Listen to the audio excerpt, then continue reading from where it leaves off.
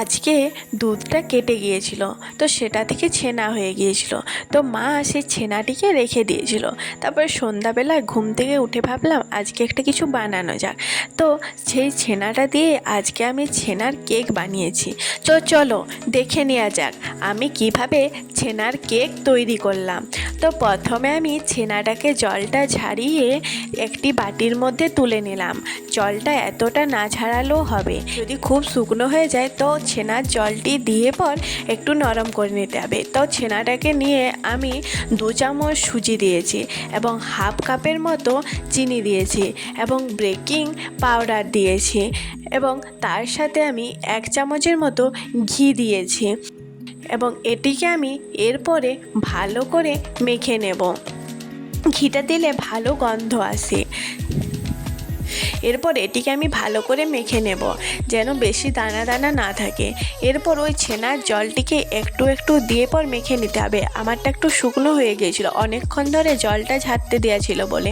তো আমি একটু একটু করে জল দিয়ে মেখে নিয়েছি। এরপর আমি 1 চামচের মতো গুঁড়ো দুধ এবং 2টি এলাচ দিয়ে দিয়েছি এবং তারপর আরও একটু মেখে নিয়েছি। আরও একটু জল দিয়ে ভালো করে মেখে নিয়েছি, খুব বেশি পাতলা করা চলবে না। তো আমি এটিকে একটু একটু করে জল দিয়ে ছেনাটিকে ভালো করে মেখে নিলাম। তো আমার মাখা হয়ে গেছে। এরপর একটি বাটিতে আমি একটু ঘি দিয়ে ভালো করে চারিদিকটা মাখিয়ে নিলাম। তারপর একটি কাগজকে ওই বাটির মধ্যে বসিয়ে দিলাম। কাগজটা ওই বাটির মাপে কেটে নিয়েছিলাম। তারপর উপরে আরও একটু ঘি দিয়ে এটিকে ভালো করে মাখিয়ে নিতে হবে।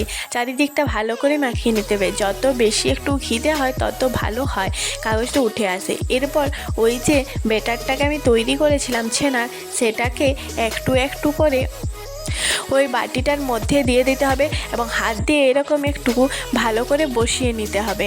তো সুন্দর করে আমি এরকম করে হাত দিয়ে বসিয়ে নিচ্ছি। তো চলো আমি ভালো করে এটিকে বসিয়ে নিই।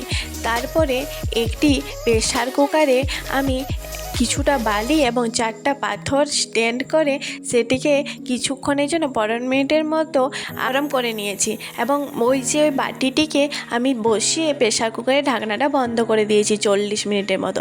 এরপর 40 মিনিটের পরে ফিরে এসে দেখি কি সুন্দর কালার হয়েছে, তাই না? তারপর একটি চামচ দিয়ে এটিকে দেখে নিতে হবে ঠিকঠাক হয়েছে কিনা। তো আমার হয়ে গিয়েছিল 40 মিনিটের মধ্যে। তারপর একটি ডিশকে এরকম উল্টো করে দিয়ে এটিকে নামিয়ে নিতে হবে। একটু ঠান্ডা হয়ে গেলে নামাতে হবে, বেশি গরমে নামানো যাবে না। তারপর একটু ঠান্ডা হয়ে গেলে এই যে কাগজটিকে তুলে ফেলে দিতে হবে। তো আমার একটু বেশি ঘি দিয়েছি বলে কি সুন্দর কাগজটা দেখো উঠে আসছে। তো একটু বেশি করে ঘি দিয়ে কাগজটা উঠে দিতে হবে। এরপর ওটার সাথে ব্যাটারটির সাথে কাজু কিশমিশ দিলেও হতো, তো আমার কাছে কাজু কিশমিশ থাকে না বলে দিইনি। তো আমি তারপরে আমার কাছে একটু চেরি ফল ছিল বলে একটু সাজিয়ে নিয়েছি। তো কত সুন্দর হয়েছে দেখো, কত সুন্দর কালারটা এসেছে। তো আমি তারপরে এলিকে সবগুলিকে এরকম কেটে পরে একটু সাজিয়ে নিয়েছি। এরকম করে একবার বানিয়ে দেখতে পারো, খুব সুন্দর হয়। তো ভিডিওটি যদি তোমাদের ভালো লেগে থাকে তবে লাইক, কমেন্ট, শেয়ার এবং সাবস্ক্রাইব